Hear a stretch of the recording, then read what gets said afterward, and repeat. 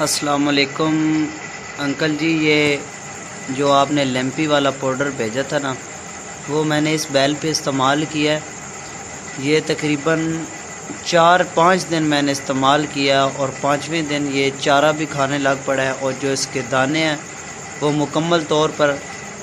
کالے رنگ کے ہو گئے تھے اور کچھ پھٹنا بھی شروع ہو گئے تھے۔ الحمدللہ 5 دن کے بعد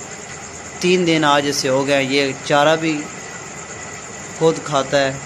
ٹھیک ہے، اور تقریباً 80% جو ہے نا بیل ریکور ہو چکا ہے، اور انشاءاللہ 2-4-5 دن کے اندر اور جو ہے نا یہ بیل مکمل طور پر انشاءاللہ اللہ کے حکم سے ٹھیک ہو جائے گا۔